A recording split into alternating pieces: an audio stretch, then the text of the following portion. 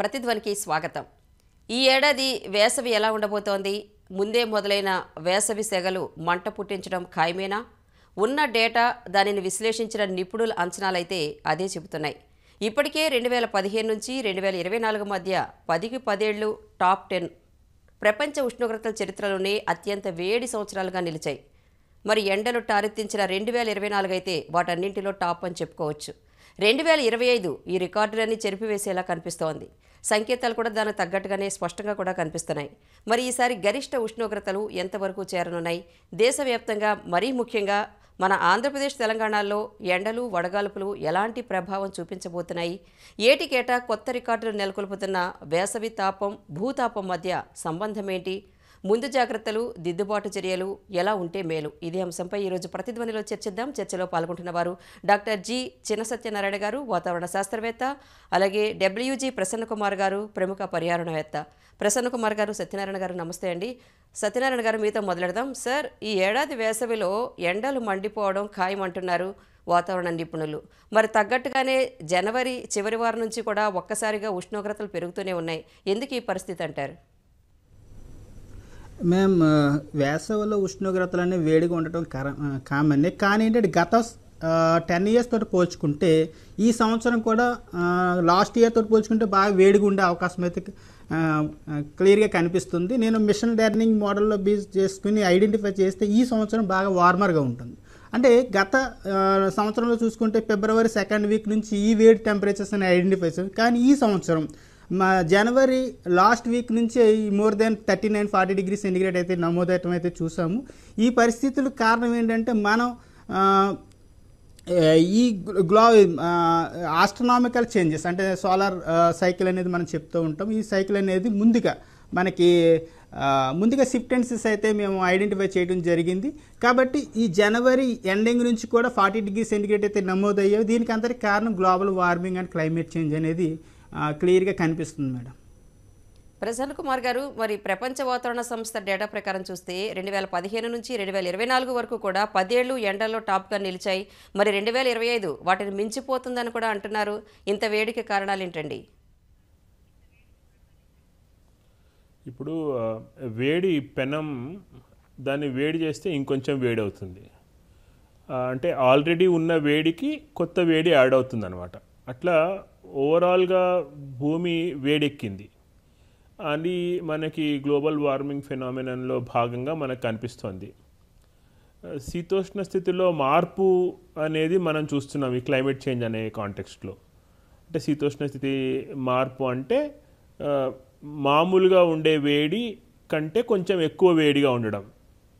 So ఇంతకుముందు శతాబ్దాలతోటి compare చేస్తే ఇప్పుడు 1.5 degrees 1.5% డిగ్రీస్ వరకు టెంపరేచర్ పెరిగింది అంటున్నాం. 1.5 degrees పెరగడం ఒకటి. రెండోది 2 degrees ఇంకా పెరిగితే కనుక మన భూగోళంలో చాలా మార్పులు వస్తాయి. సముద్ర ప్రాంతాలు నేలలోకి సముద్రం చొచ్చుకుని వస్తుంది, చాలా ద్వీపాలు మునిగిపోతాయి, ఇలాంటి మాటలు కూడా వింటున్నాం. సో ఆల్రెడీ వేడెక్కి ఉన్న భూగోళం లాస్ట్ ఇయర్ ఉన్న టెంపరేచర్కి ఇంకొంచెం టెంపరేచర్ ఇంక్రీజ్ అవుతుంది. వేడిగా ఉన్నదాన్ని ఇంకొంచెం వేడి చేయడం అంటే వేడి నీళ్ళని వేడి చేయడమో లేకపోతే వేడి పెనాన్ని వేడి చేయడమో లాంటిది అనమాట. సో భూమి ఓవరాల్గా ఉపరితలం మొత్తం వేడిగా ఉండడం, చలికాలంలో కూడా మామూలు చలి కంటే కొంచెం తక్కువ చలి ఉండడం, లేకపోతే తొందరగానే ఎండాలు స్టార్ట్ అవ్వడం, ఇవన్నీ కూడా ఎక్కువ వేడిని ఎండాకాలంలో చూపించే అవకాశానికి దారితీస్తున్నాయి. సత్యనారాయణ గారు, ఈసారి దేశంలో అసలు ఎక్కడ అత్యధిక ఎండలు ఎక్కువగా నమోదయ్యే అవకాశం ఉంది? మరీ ముఖ్యంగా మన తెలుగు రాష్ట్రాల్లో అసలు ఎలా ఉండబోతున్నాయండి? మ్యామ్, మై రీసెర్చ్ ప్రకారంగా చూసుకుంటే దేశంలో మనకి 3 టెంపరేచర్ జోన్స్ అనేవి ఉండటం జరిగింది మేడం. ఒకటి వెస్ట్ రాజస్థాన్, రెండోది మధ్యప్రదేశ్, మూడోది విదర్భ రీజియన్ అంటే మహారాష్ట్ర రీజియన్ అన్నమాట. ఈ 3 రీజియన్స్లో చూసుకుంటే మనకి ఆంధ్రప్రదేశ్ తెలంగాణకి విదర్భ అంటే మహారాష్ట్ర రీజియన్ అనేది దగ్గరగా ఉంటుంది.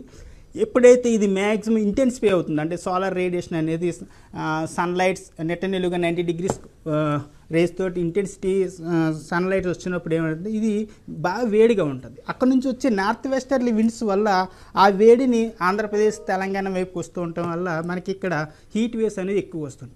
ఎంటైర్ది నా రీసెర్చ్ ప్రకారంగా చూసుకుంటే ఎంటైర్ది ఇండియాలో ఆంధ్రప్రదేశ్ తెలంగాణలో మాత్రమే హీట్ వేవ్ డెత్స్ అనేది ఎక్కువగా ఉండటం ఐడెంటిఫై చేయడం జరిగింది. ఎందుకంటే ఈ నార్త్ వెస్టర్లీ విండ్స్ అంటే రాజస్థాన్ డెజర్ట్ ఏరియాస్ నుంచి వేడిగాలిని తీసుకురావడం వల్ల అంటే ఎప్పుడైతే విదర్భ రీజన్ బాగా వేడిగా ఉంటుందో అక్కడ నుంచి వచ్చే వేడిగాలులు అలాగే ఓషన్ నుంచి వచ్చే సీ బ్రీజ్ అంటే మనకి తేమ గాలి ఈ రెండాటి వల్ల హీట్ అక్యుములేట్ అవ్వడం వల్ల ఆంధ్రప్రదేశ్ తెలంగాణలో ఎవ్రీ ఇయర్ హీట్ వేవ్స్ అనేవి ఎక్కువగా ఉంటుంది. కానీ గత సంవత్సరంతో పోల్చుకుంటే ఈ సంవత్సరం అంటే ఈ హీట్ వేవ్ డేస్ అంటే high temperature days more than 40 degree centigrade record అయ్యే డేస్ కూడా మార్చి నుంచి మాత్రమే మనం అబ్జర్వ్ చేయడం జరిగింది. గతంలో చూసుకుంటే 1 or 2 డేస్ అనేవి 40 డిగ్రీ సెంటిగ్రేడ్ డేస్ నమోదయ్యాయి.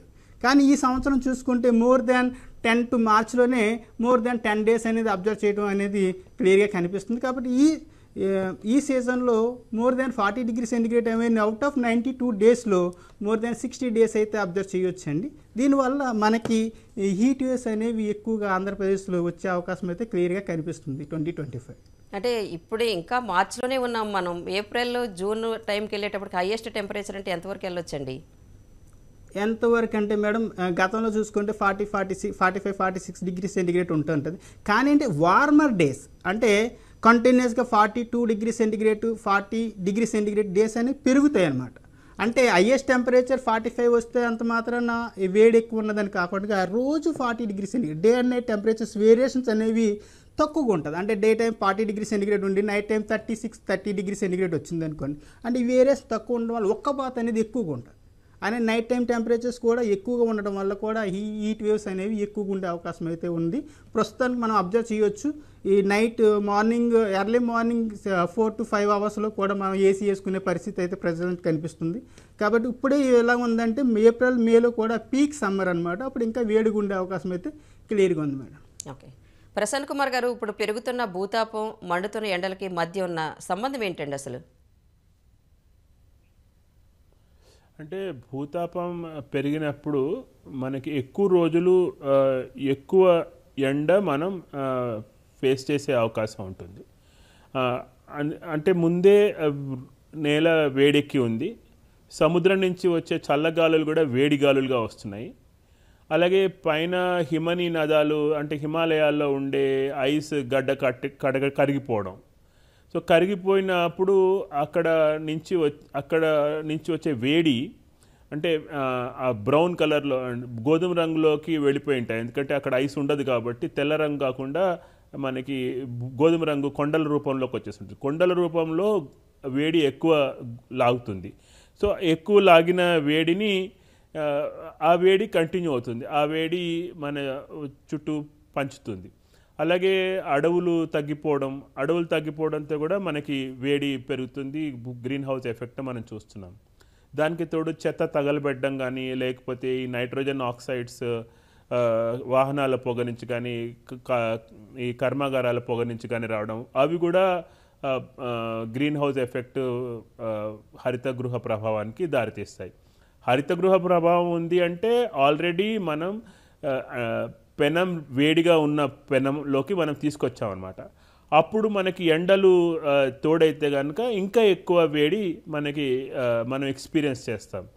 దానికి తోడు ఈ అటవీ పెద్ద ఎత్తున అడవులు నిర్మూలన కానీ లేకపోతే హరిత ప్రాంతం విస్తరించకపోవడం కానీ, హరిత ప్రాంతం తగ్గిపోతూ ఉండడం కానీ, చెట్లు తగ్గిపోతూ ఉండడం వల్ల మనకి అంటే చెట్టు ఏం చేస్తుంది అంటే తనలోంచి చెట్టు చెమట రూపంలో ఆకుల్లోంచి తడిని బయటికి వదిలి ఆ తడి కలిసిన గాలిలో తేమని క్రియేట్ చేసి చల్లదనాన్ని క్రియేట్ చేస్తుంది. చెట్టు లేని చోట మనకి చల్లదనం తగ్గిపోతుంది, చల్లదనం ఎక్కువ మనకి ఎక్స్పీరియన్స్ చేయం. అందుకని చెట్లు ఉన్న క్యాంపసెస్ ఉంటాయి కదా, పెద్ద ఫ్యాక్టరీస్ చుట్టూ ఉండే రెసిడెన్షియల్ ఏరియా కానీ లేకపోతే ఈ యూనివర్సిటీస్లో ఉండే రెసిడెన్షియల్ ఏరియాస్ కానీ ఆ ప్రాంతంలో చాలా పెద్ద ఎత్తున చెట్లు నాటడం, గుబురు చెట్లు ఉండడంతో అక్కడ టెంపరేచర్ మామూలుగా అదే ఊర్లో బయట క్యాంపస్ బయటకిను క్యాంపస్ లోపలికి టెంపరేచర్ చూసుకుంటే 2 డిగ్రీల టెంపరేచర్ దాకా మనకి వేరియేషన్ కనిపిస్తుంది. ఈవెన్ హైదరాబాద్ లాంటి ప్రాంతాల్లో కూడా పార్కులు ఉన్న ప్రాంతాల్లో ఒక టెంపరేచర్, పార్కులు లేని బిల్డింగ్స్ మాత్రమే ఉన్న టెంపరేచర్ ఉన్న ప్రాంతాల్లో టెంపరేచర్ వేరేలాగా కనిపిస్తుంది. అంటే ఇవన్నీ కూడా ఇంపాక్ట్ మన మీద రిపీటెడ్గా ఆ ప్రాంతంలో ఉండే టెంపరేచర్ని పెరగడానికి దారితీస్తాయి. అంటే అలాగే కొనసాగితే అసలు హైయెస్ట్ టెంపరేచర్ అంటే ఏ స్థాయికి చేరొచ్చు అంటారు? హైయెస్ట్ టెంపరేచర్ మామూలుగా కూడా మనం అనుకున్నది 45, 44, 45, 44, 43 దాటిన తర్వాత టెంపరేచర్ ఒకసారిగా మళ్ళీ వర్షం పడుతుంది. వర్షం పడి టెంపరేచర్ని తగ్గిస్తుంది. ఇందాక సత్యనారాయణ గారు అన్నట్టుగా టెంపరేచర్ ఏ లెవెల్కి వెళ్ళింది అనేది కాకుండా ఎంత కాలం ఆ లెవెల్లో ఉంది అనేది మనకి చాలా ఇంపార్టెంట్. మామూలుగా ఏమవుతుందంటే మే 2nd వీక్ నుంచి మనకి టెంపరేచర్ 43 డిగ్రీల దాటిన 43 డిగ్రీలు దాటిన టెంపరేచర్ మనం చూస్తాం. 43 డిగ్రీలు దాటిన టెంపరేచర్ మనం 14-15 రోజులు మనం ఎక్స్పీరియన్స్ చేస్తాం. తర్వాత అది 42, 40కి దిగి మళ్ళీ 40 కంటే కిందికి కూడా వస్తుంది. అయితే డే టెంపరేచర్కి నైట్ టెంపరేచర్కి ఉండే తేడా వల్లనే మనకి వేడి ఎక్కువ ఎక్స్పీరియన్స్ చేస్తాం. నైట్ టెంపరేచర్కి డే టెంపరేచర్ రాత్రి పొద్దున్న మనం 40 డిగ్రీలు చూసినా తర్వాత రాత్రికి గనక అది 30 కంటే తక్కువ టెంపరేచర్కి వెళ్ళిపోయింది అంటే మనం ఆ వడగాల్పులు అనే దాంట్లోంచి మనం బయటకు రాగలుగుతాం.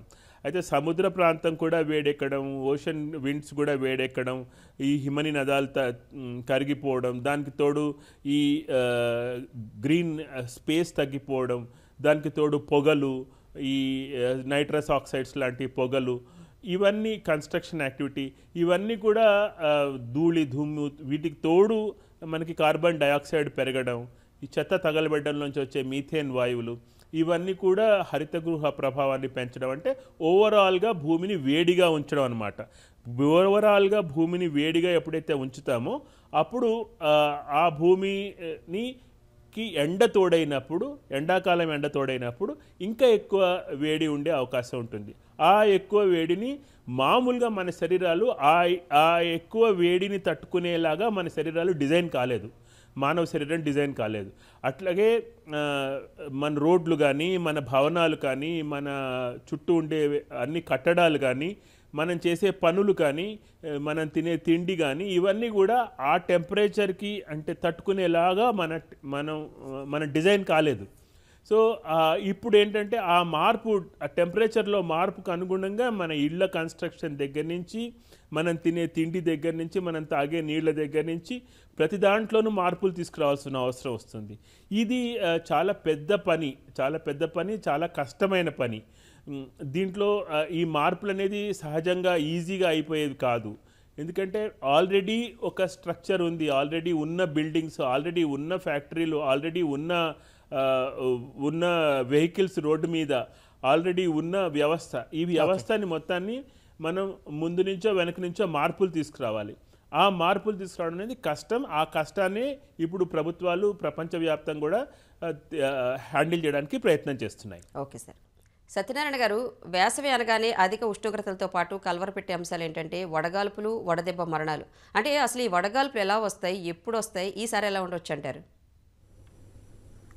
మేము వడగాల్పులు అనేవి మనకి సన్ యొక్క మూమెంట్ బేసిస్కి, అంటే మనకి శివరాత్రి టైంలో పెద్దలు అంటున్నట్టుగా చలి అనేది శివ అంటే వెళ్ళిపోతుంటుందట. అంటే శివరాత్రి టైం నుంచి టెంపరేచర్స్ అనేవి సన్ ఎప్పుడైతే నార్దర్న్ హెమిస్ఫియర్కి ఎంటర్ అవుతుంటాడో ఆ టైంలో నుంచి సన్ రేస్ అనేవి నెట్ట నిలువుగా పడుతూ ఉంటాయి. ఇవి మూవ్ అవుతూ అంటే మనకి ఏప్రిల్ 2nd వీక్ వచ్చినప్పటికి ఈ టెంపరేచర్స్ అనేవి more than normal degrees, normal కన్నా ఎక్కువ ఉండే అవకాశం అయితే ఎవ్రీ ఇయర్ చూస్తూ ఉంటాం. కానీ యాక్చువల్గా చూసుకుంటే హీట్ అనేది విదర్భ అంటే వెస్ట్ రాజస్థాన్ నుంచి, అంటే డెజర్ట్ ఏరియాస్ నుంచి వేడిగాలు అనేవి ఎవ్రీ ఇయర్ వస్తూ ఉంటాయి. మనకి చూసుకుంటే 2015లో సివియర్ హీట్ వేవ్ అంటే 2500 మెంబర్స్ అనేవి ఆల్ ఇండియాలో చనిపోతే ఆంధ్రప్రదేశ్ తెలంగాణలో 2350 మెంబర్స్ చనిపోవడం జరిగింది. అంటే దీని మీద నేను పరిశోధన చేస్తే వేడిగాలని అంటే వెస్ట్ రాజస్థాన్ నుంచి ఆ డిజర్ట్ ఏరియాస్ నుంచి వేడి అనేది మే 23వ తారీఖుని స్టార్ట్ అవుతుంది అనమాట. మనకి దాన్ని రోహిణి కార్తె అంటాం. మే 23, 24, 25 తేదీల నుంచి ఆ వేడి గాలులు అనేవి విదర్భ అంటే north west Madhya Pradesh and Vidarbha మీదుగా ఆంధ్రప్రదేశ్కి వస్తూ ఉంటుంది. మనం చూసుకుంటే ఇది ఒక రివర్ ఫ్లో ఉంటుంది అనమాట. అంటే వెస్ట్ రాజస్థాన్ నుంచి ఆంధ్రప్రదేశ్ వరకు, అంటే ఇటువైపు వెళ్ళడానికి మనకు ఒరిస్సా వెస్ట్ బెంగాల్ వైపు వెళ్ళడానికి మనకి ఈస్టర్న్ ఘాట్స్ అంటాం. అలాగే ఇలా మన కేరళ అటువైపు వెళ్ళడానికి డెక్కన్ ప్లాటో అంటాం. అంటే మనకి మిగిలిందల్లా విదర్భ నుంచి తెలంగాణ వయ ఆంధ్రప్రదేశ్ వైపు వచ్చే మాత్రం హీట్ కనిపిస్తుంటుంది. ఇది ఒక హీట్ రివర్ ఫ్లో వల్ల మనకేంటంటే ఈ వడగాల్పులు అనేవి ఎప్పుడైతే నార్త్ వెస్టర్లీ విండ్స్ మోర్ స్ట్రాంగర్గా ఉంటాయి, అంటే వేడిగాలు అనేవి అతి వేగంగా వస్తుంటాయి. అది వచ్చినప్పుడు ఈ వడగాల్పుల తీవ్రత అనేది ఎక్కువగా ఆంధ్రప్రదేశ్ తెలంగాణలో ఉండటానికి కారణం ఏంటంటే మనం ఆంధ్రప్రదేశ్ మొత్తం సీ కోస్ట్లో ఉంది. అంటే కోస్ట్ పక్కన ఉండటం వల్ల ఇక్కడ తేమ అనేది ఎక్కువగా ఉంటుంది. మనం ఎప్పుడైతే వైజాగ్ బీచ్కి వెళ్ళినప్పుడు అంటే అక్కడ 37 డిగ్రీ సెంటిగ్రేడ్ ఉన్నా మనం ఫీల్ అయ్యేది ఏంటంటే మోర్ దెన్ 40-45 డిగ్రీ సెంటిగ్రేడ్ అనేది ఫీల్ అవుతుంది. ఎందుకంటే మనకి టెంపరేచర్తో పాటు అట్మాస్ఫియర్లో ఉండే తేమ వల్ల డిస్కంఫర్ట్ ఇండెక్స్ అంటాం. అంటే అక్కడ చూసుకుంటే రివర్ ఇందులో మన సైడ్ ఇమేజ్ చూసుకుంటే ఒక హీట్ రివర్, అందులో 3 టెంపరేచర్ జోన్స్ ఉంటాయి. ఒకటి టెంపరేచర్ జోన్ 1, 2 and 3 అని చూసుకుంటే మరణాల రేటు కూడా ఆంధ్రప్రదేశ్ తెలంగాణలోనే గత 10-20 సంవత్సరాలను చూసుకుంటారు. కానీ ఈ హీట్ వేవ్స్ డెత్స్ అనేవి ఆంధ్ర తెలుగు రాష్ట్రాల్లో 2070కి అంటే 1970కి ముందు ఏ విధమైన మరణాలు అనేవి లేవు, డెత్స్ లేవు, హీట్ వేవ్స్ కూడా లేవు. ఆఫ్టర్ 70 అంటే ఈ గ్లోబల్ వార్మింగ్ పీరియడ్ అంటాం, అంటే 71 నుంచి ఈ హీట్ వేవ్స్ అనేవి ఎక్కువగా ఆంధ్రప్రదేశ్ తెలంగాణలో అబ్జర్వ్ చేయడం జరిగింది. కాబట్టి ఇవేంటంటే మనకి మ్యాక్సిమం డ్యూరింగ్ ఏప్రిల్ అండ్ మే మంత్లో మాత్రం ఎక్కువ హీట్ వేవ్స్ అయితే వస్తూ ఉంటాయి. ఈ టైంలోనే వడగాల్పు మరణాలు కూడా ఎక్కువగా ఉండటం జరుగుతుంది. ఈ వడగాల్పు మరణాల కారణం ఏంటంటే land and see breeze effect. అంటే ఓషన్ నుంచి తేమగాలు రావటం, అదే టైంలో డే టైం ఏమో వేడిగాలు రావడం, ఈ రెండాటి వల్ల హీట్ అక్యుములేట్ అయ్యి అక్కడ మనకి డిహైడ్రేషన్ అనేది ఎక్కువగా జరుగుతుంటుంది. డిహైడ్రేషన్ ఎప్పుడైతే ఎక్కువ జరుగుతుంటుందో మన బాడీలో వాటర్ అంతా బయటకు వెళ్ళిపోవడం వల్ల ఈ హీట్ వేవ్ డెత్స్ అనేవి ఎక్కువగా ఉంటాయి. ఓకే, ప్రసన్న కుమార్ గారు, డిజాస్టర్ మేనేజ్మెంట్ శాఖలో పోస్టింగ్ ఇచ్చారంటే అదేదో లూప్ లైన్లో పడేశారు అని చాలామంది అధికారులు అనుకుంటూ ఉంటారు. కానీ వేసవి వంటి సీజన్లలో మరి ఆ డిపార్ట్మెంట్ ఎలాంటి పాత్ర పోషించాలంటారు? దానికి ఉన్న అధికారాలు ఏంటి? ఇప్పుడు డిజాస్టర్ మేనేజ్మెంట్ డిపార్ట్మెంట్కి ఉన్న నిధులు ఉన్న పవర్ మిగతా ఏ డిపార్ట్మెంట్కి లేవు. ఎటొచ్చి డిజాస్టర్ మేనేజ్మెంట్ డిపార్ట్మెంట్ కింద డైరెక్ట్గా పనిచేసే స్టాఫ్ ఉండరు. డిజాస్టర్ మేనేజ్మెంట్ డిపార్ట్మెంట్స్ కలెక్టర్ కింద ప్రతి డిస్ట్రిక్ట్లోనూ పనిచేస్తుంది. అంటే రెవెన్యూ డిపార్ట్మెంట్ కింద పనిచేస్తుంది కాబట్టి రెవెన్యూ డిపార్ట్మెంటల్ ఆఫీసర్స్ అందరూ కూడా డిజాస్టర్ మేనేజ్మెంట్ చట్టాన్ని ఇంప్లిమెంట్ చేస్తారు. డిజాస్టర్ మేనేజ్మెంట్లో రిలేటెడ్ యాక్టివిటీని అన్నింటినీ ఇంప్లిమెంట్ చేస్తారు. అలాగే డిజాస్టర్ మేనేజ్మెంట్ చేయడం ఏ డిపార్ట్మెంట్ బాధ్యత అంటే అన్ని డిపార్ట్మెంట్స్ బాధ్యత. హెల్త్ డిపార్ట్మెంట్ బాధ్యత, women and child welfare department బాధ్యత, ఎడ్యుకేషన్ డిపార్ట్మెంట్ బాధ్యత, ఎన్విరాన్మెంట్ డిపార్ట్మెంట్ బాధ్యత, ఫారెస్ట్ వాళ్ళ బాధ్యత, అట్లాగే ఇండస్ట్రీస్ డిపార్ట్మెంట్ వాళ్ళ బాధ్యత, అగ్రికల్చర్ డిపార్ట్మెంట్ వాళ్ళ, వెటర్నరీ డిపార్ట్మెంట్, యానిమల్ హస్బెండరీ. ఏ డిపార్ట్మెంట్కి డిజాస్టర్ మేనేజ్మెంట్ కాంటెక్స్ట్లో బాధ్యత లేదు అనే డిపార్ట్మెంట్ ఏది లేదు. అన్ని డిపార్ట్మెంట్స్కి బాధ్యత ఉంది. ఈవెన్ హోం మంత్రిత్వ శాఖకు కూడా దాంట్లో బాధ్యత ఉంది. సినిమాటోగ్రఫీ వాళ్ళకు కూడా బాధ్యత ఉంది. కాబట్టి అన్ని డిపార్ట్మెంట్స్కి ఉంది బాధ్యత. అంటే ఎవరికి లేదు బాధ్యత, లేకపోతే వీళ్ళెవరు మన డిపార్ట్మెంట్ కింద డైరెక్ట్గా మా కింద పని చేయరు కాబట్టి వాళ్ళ పని ఇదే డిజాస్టర్ మేనేజ్మెంట్ మాత్రమే కాదు, మిగతా పనుల్లో భాగంగా ఈ డిజాస్టర్ మేనేజ్మెంట్ పని చేస్తారు కాబట్టి వీళ్ళు దీనికి పెద్ద ప్రాముఖ్యత లేదు అనుకుంటారు. కానీ డిజాస్టర్ మేనేజ్మెంట్ శాఖ దగ్గర ఉండే నిధులు, ఉండే పవర్స్ మిగతా ఏ డిపార్ట్మెంట్ దగ్గర కూడా లేవు. డిజాస్టర్ సిచ్యువేషన్లో ఏ డిపార్ట్మెంట్ ఎంప్లాయీ అయినా తన కిందికి తీసుకునే అధికారం కలెక్టర్ గారికి ఉంటుంది. అలాగే ఎలాంటి ఆదేశాలైనా ప్రభుత్వ శాఖకైనా ప్రైవేట్ శాఖకైనా ఆదేశాలు ఇచ్చే అధికారం డిజాస్టర్ మేనేజ్మెంట్ యాక్ట్ కలెక్టర్ గారికి ప్రొవైడ్ చేస్తుంది. కాబట్టి డిజాస్టర్ మేనేజ్మెంట్కి గవర్నమెంట్ ఆఫ్ ఇండియా నుంచి ఫండ్స్ డైరెక్ట్గా వస్తాయి డిజాస్టర్ మేనేజ్మెంట్కి. దానికి మళ్ళీ వేరే కనెక్షన్స్ ఏమి ఉండవు. ఏ స్థాయిలో డిజాస్టర్ జరిగింది అనేది అంచనా వేయడానికి, లేకపోతే ఏ స్థాయిలో డిజాస్టర్ అయ్యే అవకాశం ఉంది, దానికి మనం ఏ స్థాయిలో ప్రిపరేషన్ చేయాలి అనే ప్రయత్నానికి కూడా డిజాస్టర్ మేనేజ్మెంట్ డిపార్ట్మెంటే బాధ్యత వహిస్తుంది. పోస్ట్ డిజాస్టర్ నీడ్ అసెస్మెంట్ అయినా, ప్రీ డిజాస్టర్ ప్రిపేర్డ్నెస్ కోసమైనా సరే ఆ డిజాస్టర్ మేనేజ్మెంట్ శాఖ పనిచేస్తుంది. ఇప్పుడు అట్లాగే మనం హీట్ వేవ్ కాంటెక్స్ట్ తీసుకుంటే ప్రతి సంవత్సరం హీట్ వేవ్ యాక్షన్ ప్లాన్ అనేది ఇంప్లిమెంట్ చేయాలని చెప్పి మన తెలంగాణ ప్రభుత్వం కూడా హీట్ వేవ్ యాక్షన్ ప్లాన్ని తయారు చేసుకుంది. ఈ హీట్ వేవ్ యాక్షన్ ప్లాన్లో ప్రతి డిపార్ట్మెంట్కి విధులు ఉన్నాయి. మార్చ్ నెలలోనే ఏమేం చేయాలి, ప్రిపేర్డ్నెస్గా ఏం చేయాలి ప్రతి డిపార్ట్మెంట్ అని వాళ్ళకు కూడా ఆదేశాలు ఉన్నాయి. కాబట్టి డిజాస్టర్ మేనేజ్మెంట్ ఎవరికి పనికిరానిదో, ఎవరికి తెలియందో, ఎవరికి అవసరం లేదో అనేది కాకుండా డిజాస్టర్ మేనేజ్మెంట్ కోఆర్డినేషన్ ఫంక్షన్ తోటి కూడిన పని అనమాట. అందుకని డిజాస్టర్ మేనేజ్మెంట్ కోసం నేషనల్ లెవెల్లో ప్రైమ్ మినిస్టర్ కంట్రోల్లోను, స్టేట్ లెవెల్లో చీఫ్ మినిస్టర్ కంట్రోల్లోను, డిస్ట్రిక్ట్ లెవెల్లో డిస్ట్రిక్ట్ కలెక్టర్ కంట్రోల్లోను డిజాస్టర్ మేనేజ్మెంట్ పని ఉంది. వచ్చి ఏంటంటే డైరెక్ట్గా స్టాఫ్ దానికి రిపోర్ట్ చేసే స్టాఫ్ లేరు కాబట్టి అందరూ ఇండైరెక్ట్గా అవసరమైనప్పుడు మాత్రమే పని చేస్తారు కాబట్టి డిజాస్టర్ మేనేజ్మెంట్ డిపార్ట్మెంట్ ఎక్కువ పవర్ఫుల్ కాదు అనే భావన ఉంది. Right sir. సత్యనారాయణ గారు, ఫైనల్గా చెప్పండి, అధిక ఉష్ణోగ్రతలపై ప్రజలు ఎలాంటి జాగ్రత్తలు తీసుకోవాలి, ఎలాంటి నివారణ చర్యలు పాటిస్తే ప్రయోజనకరం అంటారు? మనకి ఎర్లియర్ పూర్వకాలం నుంచి కూడా మనం ఎవరైతే పొలం పనులకు వెళ్తారో ఒక చెంబుతోటి వాటర్ పట్టుకెళ్ళేవారు. అంటే మనం ఎప్పుడైతే టెంపరేచర్స్ ఎక్కువగా ఉంటాయో ఆ టైంలో మన ప్రతి ఒక్కరు కూడా ఈ డీహైడ్రేషన్ ఎక్కువ అవడం వల్ల కూడా మన బాడీలో వాటర్ మొత్తం బయటకు వెళ్ళిపోవడం వల్ల ఎవరైతే హార్ట్ స్ట్రోక్స్ కూడా వచ్చే అవకాశం అయితే ఎక్కువ ఉంటుంది. ఎందుకంటే ఎప్పుడైతే బాడీలో మొత్తం వాటర్ వెళ్ళిపోతుందో బ్లడ్ అనేది చెక్కబడిపోయి హార్ట్ స్ట్రోక్స్ వస్తాయి. ఇటువంటి టైంలో మనకి ఎక్కువగా వాటర్ తీసుకోవాలి. అంటే మనం ఎవరైతే ఈ సమ్మర్ టైం మొత్తం కూడా ఒక వాటర్ బాటిల్ అనేది క్యారీ చేస్తూ ఉండాలి. ప్లస్ పెద్దవాళ్ళు ఎవరైతే ఉంటారో వాళ్ళు కూడా ఒక అంబరెల్లా, గొడుగు లాంటిది అయితే క్యారీ చేస్తే మంచిది. ఎక్కువగా మ్యాక్సిమం ఈ సమ్మర్ హీట్ వేవ్స్ టైంలో ఎవరైనా పొలం పనులు కానీ ఏం చేసుకునే వాళ్ళు బిఫోర్ 10 o'clock లోపలనే అన్ని ముగించుకుని ఈవినింగ్ 4:30 తర్వాత అయితే పనులు మొదలు పెట్టుకుంటే మంచిది. ఈ ఎప్పుడైతే ఈ పీక్ టైం అంటే 11 నుంచి ఈవినింగ్ 3 o'clock మధ్యలో ఈ టెంపరేచర్స్ అనేవి ఎక్కువగా ఉంటాయి కాబట్టి ఈ టైంలో ఎక్కువగా పొలం పనులకి ఏదైతే ఓపెన్ ప్లేస్కి వెళ్ళకుండా ఉంటే మంచిది. అంటే దూర ప్రయాణాల వల్ల కూడా ఈ వాటర్ అయితే క్యారీ చేయాలి. ఎక్కువగా మజ్జిగ, పూర్వకాలంలో అంటే గంజి అనేవారు, ఇప్పుడు ఎవరు కూడా గంజి అనేది వాడట్లేదు. అంటే మనం రైస్ తయారైన తర్వాత లాస్ట్లో ఉండే పదార్థం గంజి అంటాం. అది కూడా మంచి ఈ హీట్ స్ట్రోక్స్ కూడా ఎఫెక్ట్ కాకుండా ఎక్కువ చూస్తుంది. అదే చిన్నపిల్లలకి అయితే మాత్రం ఎక్కువగా నీడ ప్రాంతాలు అంటే ఓపెన్ ప్లేస్లకు వెళ్ళకుండా క్లోజ్డ్ ప్లేస్లోనే ఉంచితే మంచిది. ప్లస్ ఇవన్నీ ఎక్కువగా పూర్వకాలంలో మనం గొడుగుల అంబ్రెల్లా క్యారీ చేయాలి, ఎక్కువగా వాటర్ తీసుకోవాలి. కానీ సత్యనారాయణ గారు, ప్రసన్న కుమార్ గారు, ప్రతిధ్వని చర్చలో పాల్గొన్నందుకు ధన్యవాదాలండి. ఇది నేటి ప్రతిధ్వని. నమస్తే.